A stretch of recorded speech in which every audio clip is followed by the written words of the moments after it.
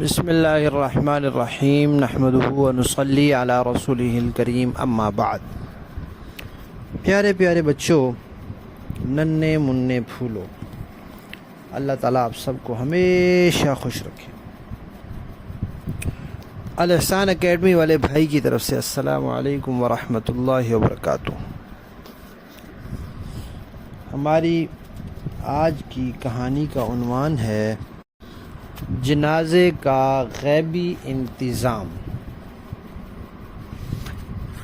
پیارے بچوں، نبی پاک صلی اللہ علیہ وسلم کے ایک صحابی تھے، حضرت ابو ذر غفاری رضی اللہ تعالی عنہ۔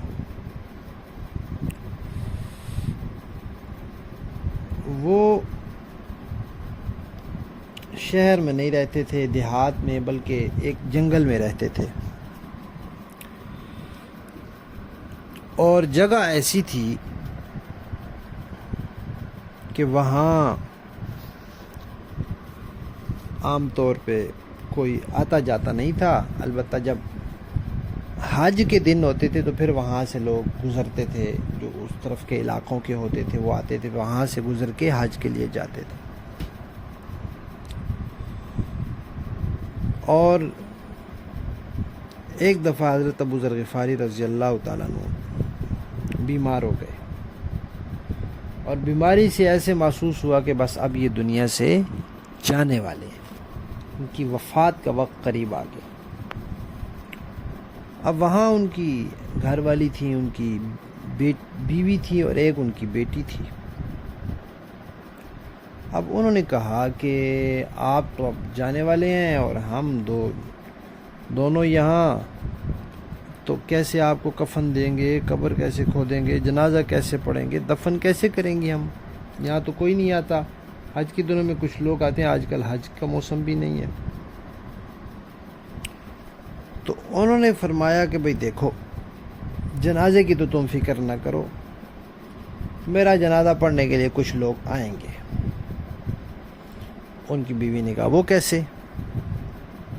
انہوں نے کہا کہ میں ایک مرتبہ نبی پاک صلی اللہ علیہ وسلم کی مجلس میں بیٹھا تھا، اور کچھ اور بھی لوگ وہاں بیٹھے تھے۔ تو نبی پاک صلی اللہ علیہ وسلم نے فرمایا کہ آپ سب میں سے ایک آدمی ایسا ہے جو اکیلا ہوگا تو فوت ہو جائے گا، اور پھر اس کا جنازہ پڑھنے کے لیے مسلمانوں کی ایک جماعت آئے گی۔ تو حضرت ابو ذر نے کہا کہ جس وقت نبی پاک صلی اللہ علیہ وسلم نے یہ بات ارشاد فرمائی تھی، اس وقت وہاں جتنے لوگ بیٹھے تھے سارے دنیا سے چلے گئے، اب میں ہی بچ گیا ہوں، تو اس کا مطلب ہے وہ بندہ میں ہی ہوں۔ تو جب بھی میری وفات ہوگی تو کچھ نہ کچھ لوگ جنازہ پڑھنے ضرور آئیں گے۔ اچھا، پھر ان کی بیماری، ایک دن بیماری میں گزر گیا، دوسرا گزرا، تیسرا گزرا، تیسرے دن بیماری زیادہ ہو گئی، ان کو لگنے لگا کہ بس آج آخری دن ہے۔ تو انہوں نے بیٹی کو بلایا اور کہا کہ آج مہمان ضرور آئیں گے، تو آپ ان کے لیے روٹی پکا لیں، کھانے کا انتظام کر لیں۔ اور اپنی بیوی سے کہا کہ بھئی جہاں سے وہ راستہ ہے نا، جہاں سے حاجی لوگ گزر کے جاتے ہیں، آپ وہاں جا کے دیکھیں، تو آج ضرور لوگ آئیں گے، تو بس جب آئیں تو ان کو ادھر بلا لینا۔ اس کے بعد حضرت ابو ذر غفاری نے بھیج دیا، ان کی بیوی چلی گئی، بیٹی نے کھانا چھانا پکایا۔ اب وہاں جا کے جو بیٹھی تو دیکھا کہ عراق کی طرف سے مٹی اڑ رہی ہے۔ تو جب اس جانور چل کے آتے تھے کچے میدان میں تو مٹی اڑتی ہے، تو پتہ چلا بھئی کوئی آ رہا ہے۔ جب وہ قریب آئے تو انہوں نے ہاتھ سے کچھ کپڑے وغیرہ سے کسی چیز سے اشارہ کیا ہوگا، تو انہوں نے کہا کہ یہاں تو کوئی خاتون کھڑی ہے، تو وہ لوگ قریب آ گئے۔ تو انہوں نے ان سے کہا کہ بھئی یہاں ایک مسلمان ہیں اور ان کی آخری وقت ہے، تو آپ لوگ ان کا جنازہ پڑھ دیں، یہاں کوئی نہیں جنازہ پڑھنے والا۔ تو ان لوگوں نے پوچھا کہ وہ کون ہے؟ تو انہوں نے بتایا کہ نبی پاک صلی اللہ علیہ وسلم کے صحابی ہیں، حضرت ابو ذر غفاری۔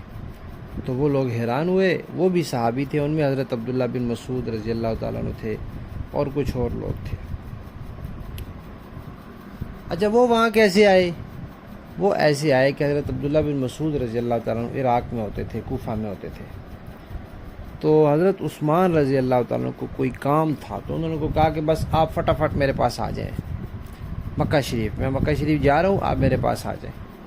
تو وہ اس لیے وہاں سے روانہ ہوئے اور یہاں پہنچے تو حضرت ابو ذر غفاری رضی اللہ تعالیٰ عنہ کی وفات کا وقت تھا۔ پھر وہ آ گئے، آ کے حضرت ابو ذر غفاری کو بتایا کہ یہ لوگ آئے ہیں اور یہ حضرت عبداللہ بن مسعود ہیں، تو وہ بھی خوش ہوئے۔ اس کے بعد پھر وہ فوت ہو گئے اور پھر ان کا جنازہ پڑھا انہوں نے، پھر ان کی قبر بنائی اور ان کو دفن کیا۔ اس کے بعد گھر والوں نے کہا جی کھانا تیار ہے، تو انہوں نے کہا یہ کھانا پہلے سے کیسے تیار ہے اتنے لوگوں کا؟ تو ان کی بیٹی نے بتایا کہ ابا جان نے کہا تھا کہ آج مہمان ضرور آئیں گے، لہذا کھانا تیار کر لو، تو میں نے کھانا تیار کیا ہے۔ تو حضرت عبداللہ بن مسعود کہنے لگے واہ سبحان اللہ، حضرت ابو ذر یہ جب زندہ تھے تو پھر بھی سخی تھے، جب دنیا سے چلے گئے تو پھر بھی سخی ہیں۔